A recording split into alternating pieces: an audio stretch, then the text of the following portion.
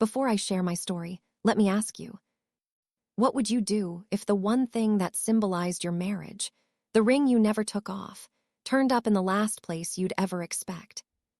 I thought I knew my best friend. I thought I could trust my husband. But the day I found my wedding ring in her purse, everything I believed about love, loyalty, and friendship shattered. This isn't just a story about betrayal. It's about the moment you realize your world is built on secrets and the courage it takes to face the truth, even when it means losing everything you thought you had. So settle in, because what I uncovered changed not just my marriage, but the way I see myself forever. The day I found my wedding ring in my best friend's purse, I realized I'd been ignoring the truth for far too long. It started with a headache, not the kind that comes and goes, but the kind that settles behind your eyes and makes the world feel a little too bright, a little too loud. I'd been running on empty for weeks, work deadlines, family obligations, the endless list of things that needed doing. My husband, Tom, was working late again, and I was left to juggle dinner, homework, and the mounting pile of laundry that never seemed to shrink. My best friend, Leela, had offered to help.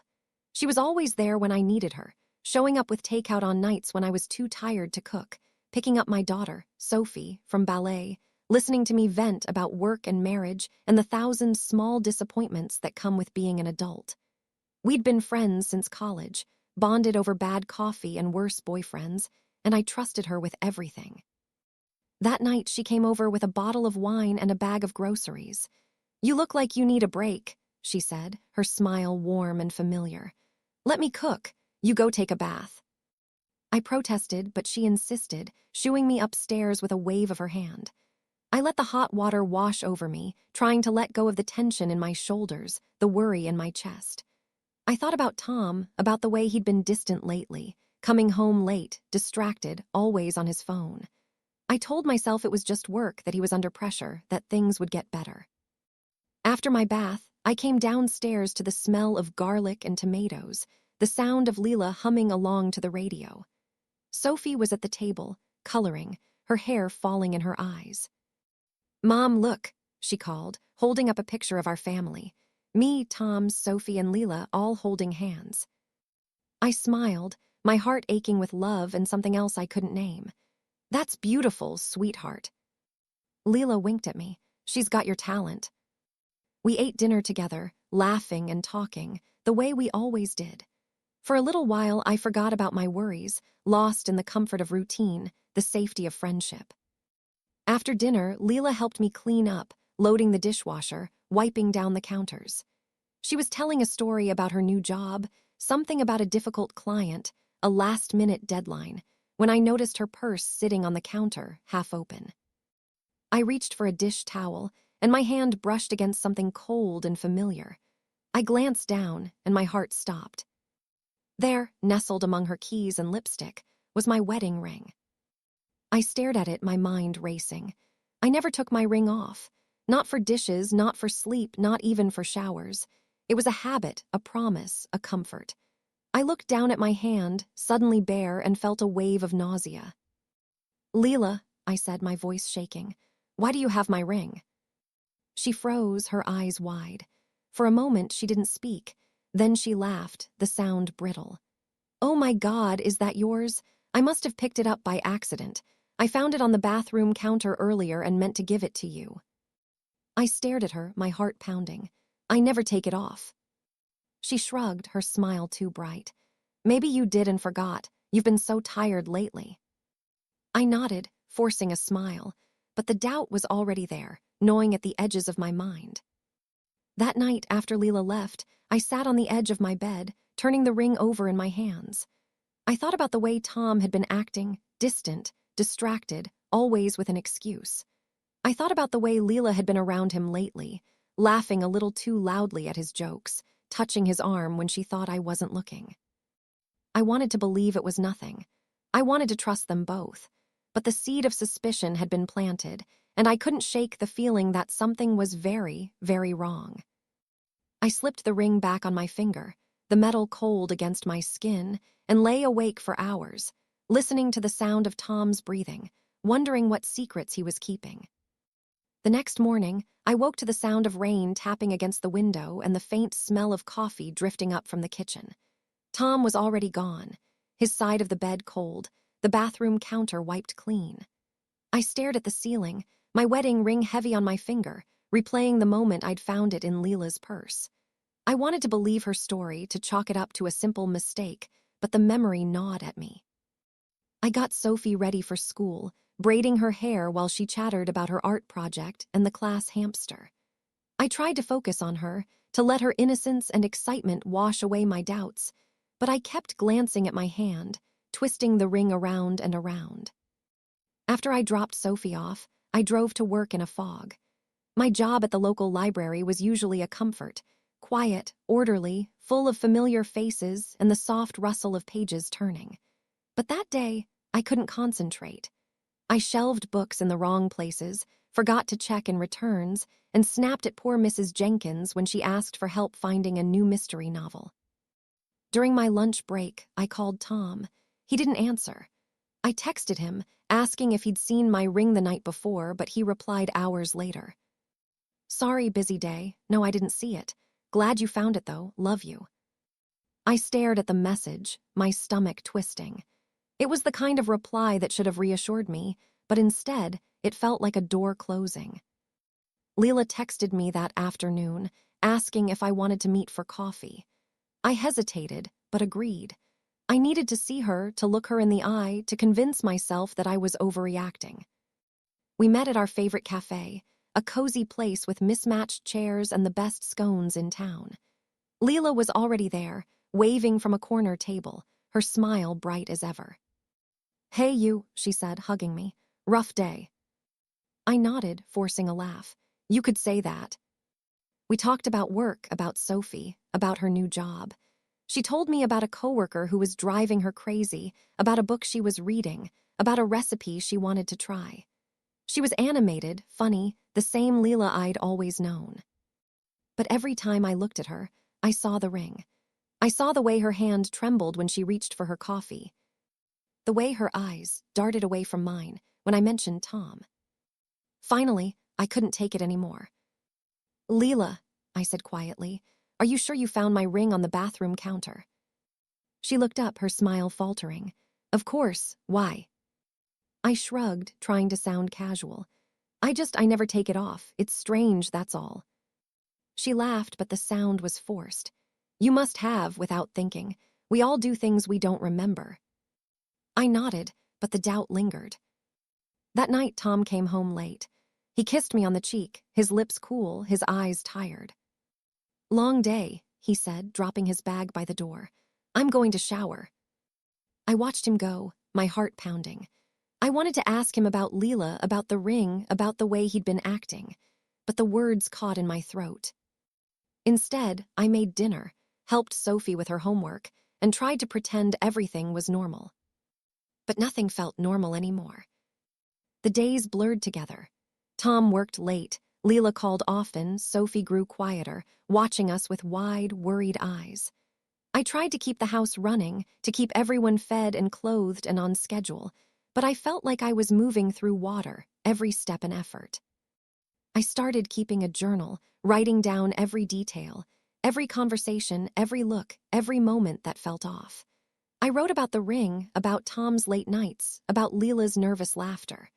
I wrote about my own fear, my own guilt, my own growing suspicion. I wanted to believe I was wrong.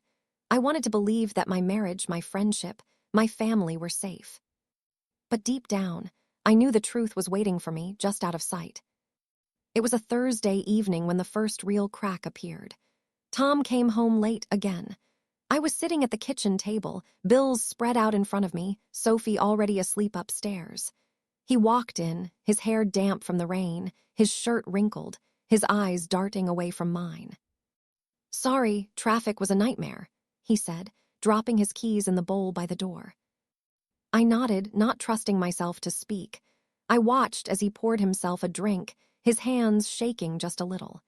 He barely touched his dinner, pushing the food around his plate, glancing at his phone every few minutes. After he went to bed, I sat in the living room, staring at the dark window, listening to the rain. I thought about the way he'd looked at me, guilty, distracted, almost afraid. I thought about the ring, about Leela, about the way everything felt just a little bit off. The next morning, I found Tom's phone on the kitchen counter. He was in the shower, the water running loud and steady. I hesitated, my heart pounding, then picked it up. There were no messages from Leela. No calls, no texts, nothing out of the ordinary. But something made me keep looking. I opened his emails, scrolling through the inbox. Most of it was work, project updates, meeting reminders, the usual clutter. But then I saw it, a message from Leela, sent late at night with the subject line, "Thank you." I opened it, my hands shaking. "Thank you for last night. I needed that. I know things are complicated, but I can't help how I feel. I hope you feel the same. L." I stared at the screen, my breath coming in short, shallow bursts. I scrolled back, finding more messages, short, cryptic, but unmistakable. "Miss you. Can't wait to see you. Let's talk soon." I put the phone down, my hands trembling. I felt sick, the truth settling over me like a cold wave. That afternoon, I called Leela, asking if she wanted to meet for coffee. She agreed, her voice bright, but I could hear the tension underneath. We sat in the same cafe as before, the air thick with unspoken words. I watched her carefully, searching her face for any sign of guilt. "Leela," I said quietly, "is there something you want to tell me?" She looked up, her eyes wide. "What do you mean?" I took a deep breath, my voice shaking. "About you and Tom." She froze, her smile fading. For a moment I thought she might deny it, but then she looked away, her shoulders slumping. "I'm sorry," she whispered. "I never meant for it to happen, it just did." I felt tears sting my eyes. "How long?" She wiped her eyes, her voice barely audible. "A few months. It started after that night at your house when you were sick and Tom drove me home. We talked, we laughed, and then, I don't know, I was lonely. He was too, I know it's no excuse." I sat in silence, the weight of her confession pressing down on me. I thought about all the times I'd trusted her, all the times I'd confided in her, all the times I'd let her into my home, my family, my life. "I need some time," I said finally, my voice breaking. "I need to think." She nodded, tears streaming down her face. "I'm so sorry." That night, I confronted Tom. I showed him the emails, the messages, the ring. He didn't deny it. He just sat there, his head in his hands, his shoulders shaking. "I'm sorry," he whispered. "I never wanted to hurt you. I never wanted any of this." I stared at him, my heart breaking. "But you did. You both did." He nodded, tears slipping down his cheeks. "I know." I slept in Sophie's room that night, holding her close, listening to the sound of her breathing, wondering how I would ever put the pieces of my life back together. The next morning, the house felt like a stranger's.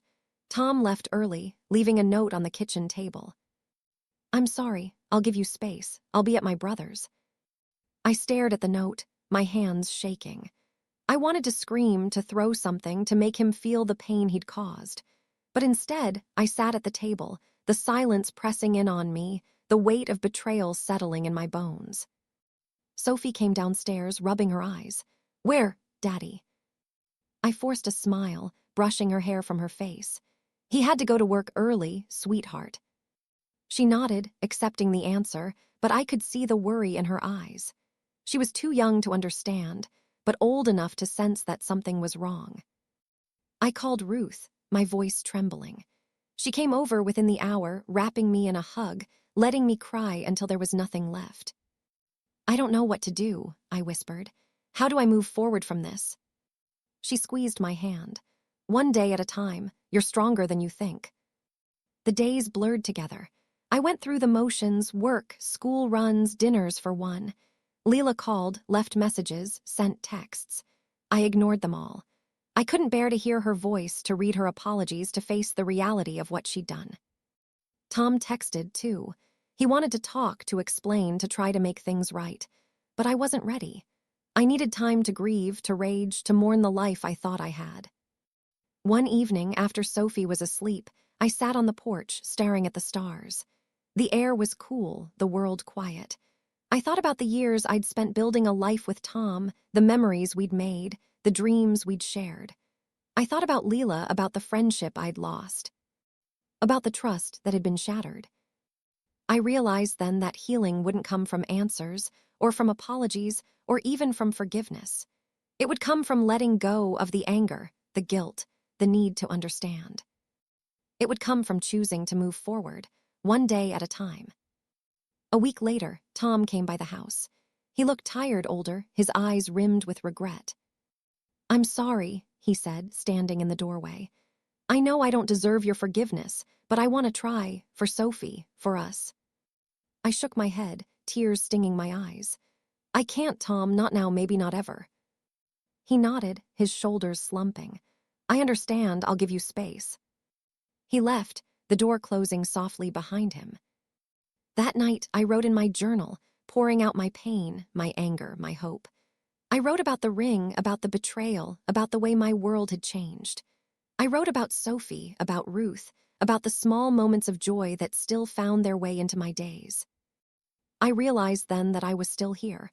I was still standing, and I was ready to begin again. The weeks that followed were a test of everything I thought I knew about myself. I moved through the days on autopilot, getting Sophie to school, showing up at work, making dinner for one. The house felt emptier, but also strangely lighter, as if the air itself had shifted. Leela kept reaching out. She sent flowers, cards, long emails full of apologies and explanations. She wrote about her loneliness, about how she'd envied my life, about how she'd never meant to fall for Tom. She begged for forgiveness, for a chance to talk, for some way to make things right. I read her words, but I didn't reply. I wasn't ready. I needed to protect myself, to draw a line, to reclaim the boundaries I'd let slip for too long. Tom, too, tried to make amends. He called every night, asking about Sophie, about me, about the house. He offered to help with bills, with repairs, with anything I needed. He said he was seeing a counselor, that he was trying to understand why he'd done what he did. I listened, but I kept my distance. I told him he could see Sophie on weekends, but that was all I could give him for now. One Saturday, Ruth came over with groceries and a bottle of wine. We cooked together, filling the kitchen with the smells of garlic and rosemary, the sound of laughter and music. After dinner, we sat on the porch, watching the sun set. "You're doing better than you think," she said, her voice gentle. "You're allowed to be angry, you're allowed to grieve, but you're also allowed to move on." I nodded, tears slipping down my cheeks. "I just want to feel whole again." She squeezed my hand. "You will, one day at a time." I started seeing a therapist, working through the pain, the anger, the guilt. I learned to forgive, not just Tom and Leela, but myself. I learned that healing wasn't about forgetting, but about letting go, about choosing to move forward even when the past still hurt. I joined a support group for women who'd been betrayed by friends or partners.